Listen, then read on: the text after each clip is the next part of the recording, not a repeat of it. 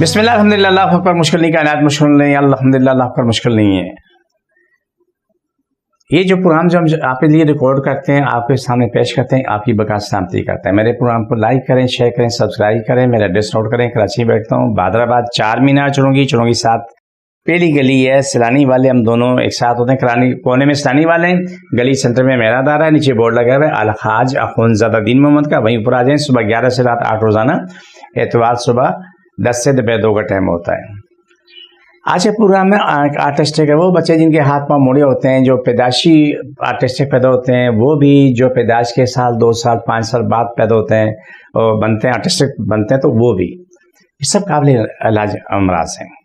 जब आप मेरे पास आते हैं, आके इलाज करवाते हैं, बच्चों को लेके आते हैं, वो इसके हाथ पांव मुड़े होते हैं, वो हाथ पांव सीधे होने लगते हैं, टांगें सीधी होने लगती हैं और इस तरीके से वो अपनी ज़िंदगी में आना शुरू होते हैं। किसी अक्सर ही बच्चों पे गोश्त बराए नाम होता है, सिर्फ हड्डी और खाल होती है। वही बच्चे होते हैं वो अपनी ज़िंदगी में आ चुके होते हैं। आने के बाद चलते फिरते हैं, भागते दौड़ते हैं, स्कूल में माँ बाप दाखिल करते हैं। मेरी खुशी की इंतहा नहीं होती कि रब ने उनको शफा दी, हमने कोशिश की, इससे आगे हमारी औकात नहीं है। मेरी कोशिश की हद तक है, लेकिन मेरा महबूब रब सबको शफा तैयार होता है। आर्टिस्टिक बच्चों के लिए एक बहुत बड़ा मसला होता है कि ऐसे बच्चे हमने देखे हैं जो 10 दिन में 15 दिन में, कभी कोई ऐसे भी हैं जो महीने बाद वो पोटी करते हैं, पखाना करते हैं।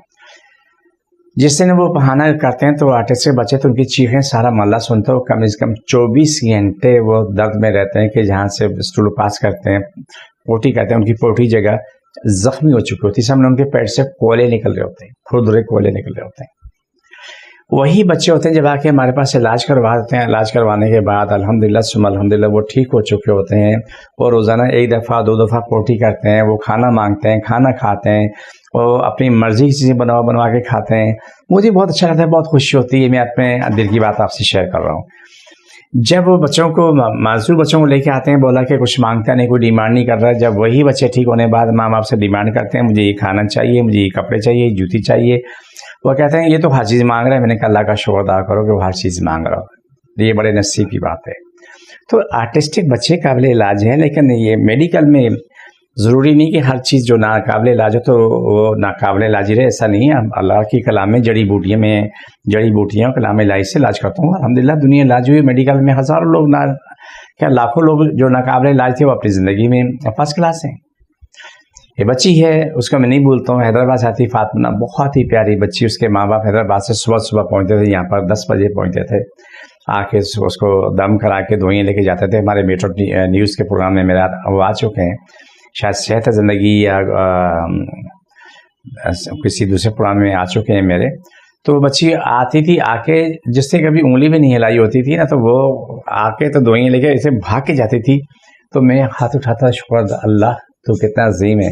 ये वो बच्ची है जैसे कभी उंगली भी नहीं हिलाई थी और आज वो बच्ची भाग दौड़ रही है। ये आर्टिस्टिक बच्चे हों, सीपी चाइल्ड हों, ऑटिज्म हो, शॉर्ट ब्रेन, थोड़े छोटे दिमाग के बच्चे हों, इससे सब काबिल इलाज है। इस पर मेहनत है। वो इलाज 2-3 साल का होता है। आपका नसीब है कुछ साल में भी ठीक हुए, कोई 4 साल भी ठीक हुए। दुआ एक ही होती है, तरीका भी एक ही होता है। अब इसमें अल्लाह की रज़ा, अल्लाह की मसलहत होती है। तो जो आर्टिस्टिक बच्चे हैं जो पहले पैदाइशी होते हैं या बाद में बनते हैं, इस सब का काबिल इलाज मर्ज है। ऐसा नहीं कि वो काबिल इलाज नहीं है, लेकिन उसमें माँ बाप ने मेहनत करनी होती है। 100 में से 10 माँ बाप देखें, 10 जिन्होंने अपनी औलाद पर अपनी जान न्यौछावर कर दी, उन मेहनत की। 90 वो देखें और सिर्फ बातें दो ही देके फेंक देते हैं, जैसे उनके लिए औलाद ही नहीं है। ये मैं इसलिए कह रहा हूँ कि ये सब कुछ मेरा आंखों देखा हाल है, क्योंकि काफ़ी अर्सा पहले, कोई मेरे ख्याल से 10-12 साल पहले, एक मियाँ बीवी या एक बच्ची को वो बिल्कुल उसके मसल जवाब दे गए थे, ऐसे लंगड़ा के आ रही थी। वो माँ बाप दोबारा नहीं आए, दुख हुआ। तो जो उसके माँ बाप ने बोला भी इससे पहले बच्चे जो 18 साल को पहुँचते हैं उनका यही आलम होता है, फिर वो मर जाते हैं। पहले कुछ बच्चे मर चुके हैं, अब ये पहुँची 18 साल को, इसका भी आलम है। हम तंग आ चुके हैं। वो जो अल्फाज उन्होंने किया वो मैं नहीं अदा कर सकता कि मीडिया देखता है। अस्तग़फिरुल्लाह अलमान अल हफ़ीज़। तो उनको मैंने अपने पास से दवाइयाँ दी, जितनी भी थी 2 महीने दवाइयाँ दी। वो अपना एड्रेस भी गलत लिखवा के गए, अपना फ़ोन नंबर भी गलत लिखवा के गए। उसके बाद नहीं पता। मैंने एक मिसाल दी है कि अल्लाह ऐसे माँ बाप को औलाद ना दे, चाहे सही है या माजूर है, ऐसे को ना दे। वो माँ बाप कितने अजीम हैं कि जो अपनी औलाद के लिए भी जान न्यौछावर करते हैं। तो ये बातें वो हैं जो आपको समझानी है, ये बातें वो है जो आपकी समझ में आनी चाहिए। ये आर्टिस्टिकली प्रोग्राम था। अगला मैं एक प्रोग्राम करूँगा इंशाल्लाह, जो बच्चा पैदाशी तौर पे उसको पैदाशी कब्ज़ और उसको पखाने के बजाय मेंगनी निकलती थी, उसकी दादी ने ला के इलाज कराया। अगला प्रोग्राम मैं उस पर करूँगा।